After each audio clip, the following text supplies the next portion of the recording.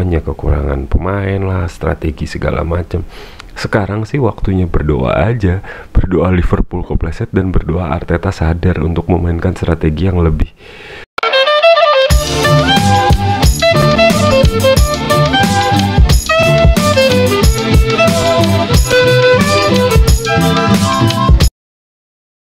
Halo guys, balik lagi di konten Only Gunners dalam review matchday ke-26 Barclays Premier League antara Arsenal FC lawan West Ham United. Oke, ini pembukaan yang sangat flat dari gua karena hasilnya seperti yang udah teman-teman tahu, 1-0 kalah Arsenal ya. Di video kali ini gue gak akan bahas banyak-banyak soal taktikal, soal hasil, soal pemain yang kita udah pada tahu semua masalah Arsenal apa aja gitu loh. Tapi gue lebih mau bahas soal kans Arsenal menjadi juara Premier League setelah pertandingan lawan West Ham United ini.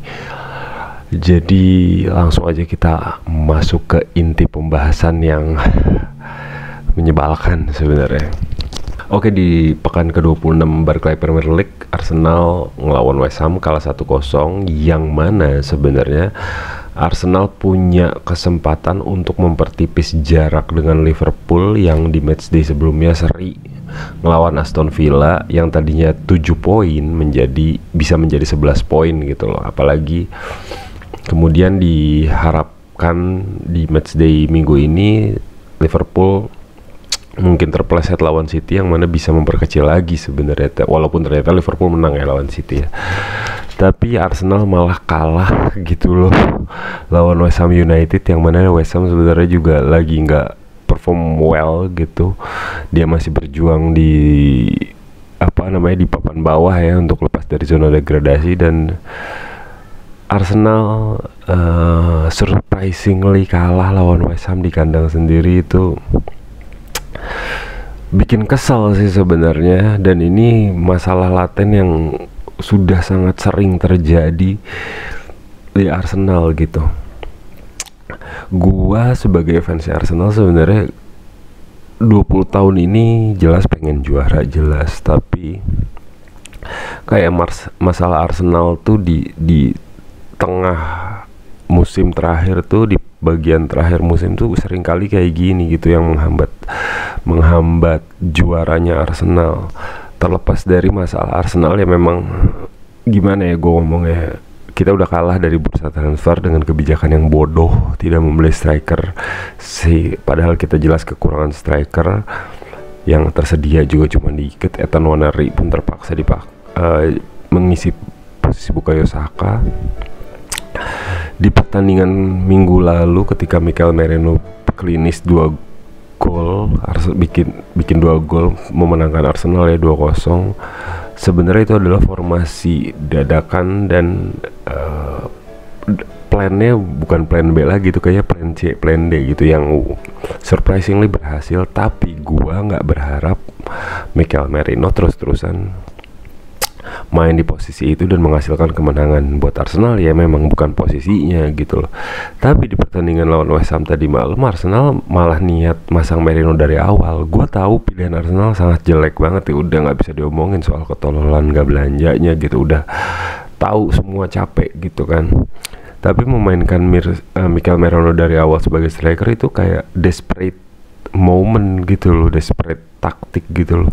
Kalau gue tahu Sterling memang sangat busuk sekali gitu ya, tapi at least dia striker gitu, at least secara natural Raheem Sterling pemain depan. Kenapa nggak dipasang Sterling Trossard Nwaneri dulu, baru kemudian nanti kalau mentok Merino bisa dimainin sebagai striker lagi gitu. Jadi efek kejutnya udah nggak ada dengan Merino dimainin di depan dan tidak berhasil gitu. Sebenarnya dari awal musim ini Arsenal main, bahkan sebelum badai cedera striker yang menyerang Arsenal, masalah Arsenal tuh udah gue sebutin dari video-video sebelumnya. Tidak klinis di depan ketika punya ball position besar gitu loh.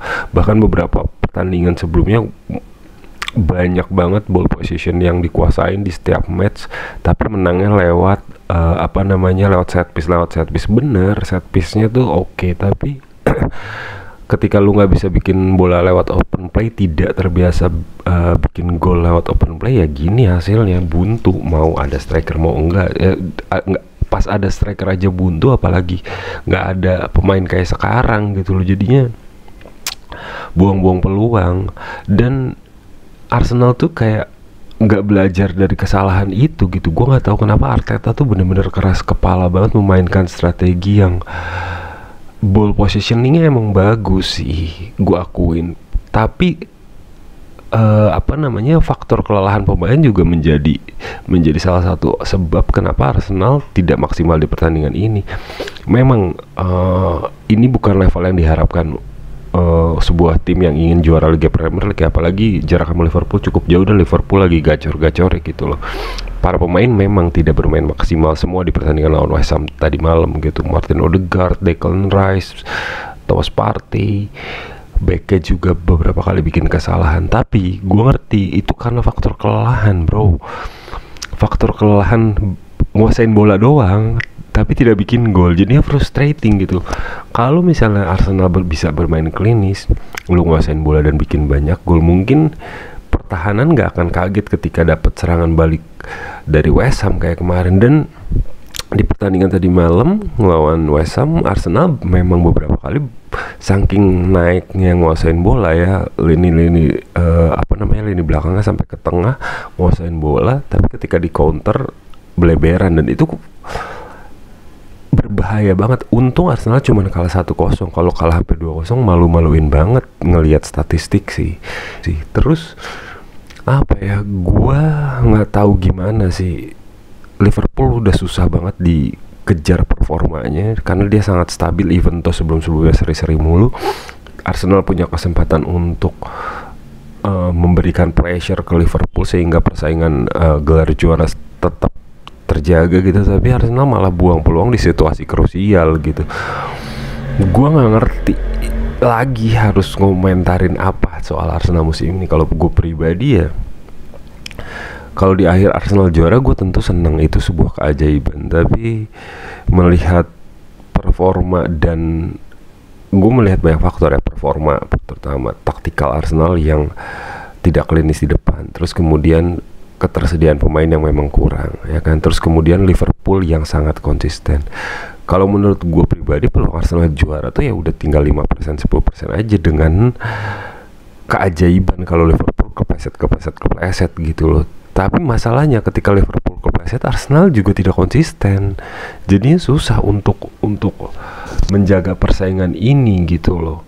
Dan gue nggak tahu entah kenapa gitu, I don't know why lu ngejual. Kalau gue pribadi, gue seneng ada Lewis Kelly dan Ethan Nwaneri sebagai pemain belia yang diangkat ke tim utama ya. Tapi kalau misalnya kehilangan Emil Smith Rowe, Eddie Nketiah, Reiss Nelson, Fabio Vieira, pemain dengan karakter penyerang semua sebagai pelapis at least, digantinya sama Nwaneri dan Lewis Kelly di musim ini, kalau gue pribadi prefer 4 pemain itu balik aja, nggak Lewis Kelly sama Nwaneri tetap di akademi. Gue bodo amat gitu, karena 4 pemain itu jauh lebih potensial memberikan efek dan kedalaman squad yang lebih konsisten buat Arsenal. Menurut gue sih kayak gitu ya. Lewis Kelly oke banget, tapi ya bek kiri Arsenal nggak kekurangan stok gitu. Nwaneri oke, tapi Arteta ngasih kepercayaan ya susah juga nembus lini tengah Arsenal yang bertumpuk gitu. Jadi yang dibutuhin Arsenal ya memang pemain penyerang, yang mana gua nggak tahu akan gimana akhir musim. Nah, sampai akhir musim nanti permainan Arsenal di depan itu kayak ada meme kuda bagian tengah sama belakang bagus, depannya gambar krayon gitu, malu-maluin banget. Capek kalau jadi gua gitu. Gue cuman bisa bilang jadi pendukung Arsenal tuh capek banget, capek berharap gitu loh, ketika punya kans malah gagal. Arteta tuh udah kayak keras kepalanya, edan-edanan sih. Nggak tahu kenapa gue.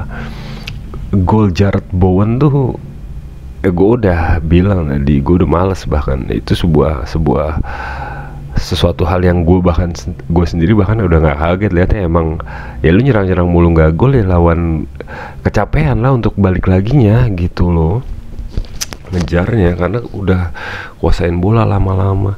Dan gue tadi malam salah satu strategi yang gue heran kenapa sih Arteta nggak mainin Lewis Kelly dari awal, malah Calafiori. Calafiori itu nggak bagus untuk melawan tim yang main low block, sedangkan si Lewis Kelly itu dia bagus banget untuk melawan low block karena Lewis Kelly itu bisa main invert, kemudian ngasih variasi serangan yang bagus. Karena selama ini Arsenal ketika kuasain bolanya ke samping mulu, nggak ada terobosan, jarang shoot dari luar kotak penalti, padahal striker nggak ada. Jadi it's confusing.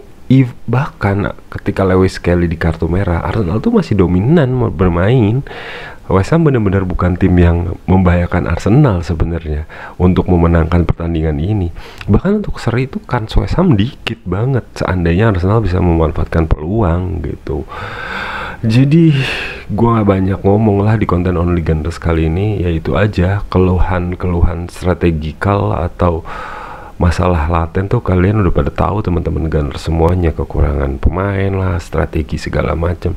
Sekarang sih waktunya berdoa aja, berdoa Liverpool kepleset dan berdoa Arteta sadar untuk memainkan strategi yang lebih klinis dibanding sekedar ball position yang gak jelas menurut gua. Gitu aja sih. Jadi sampai jumpa di konten Only Gunners berikutnya. Tolong like, subscribe, and komen ya teman-teman. Bantu subscribernya supaya bisa dimonetize dan video ini jadi lebih bagus. Thank you, bye-bye.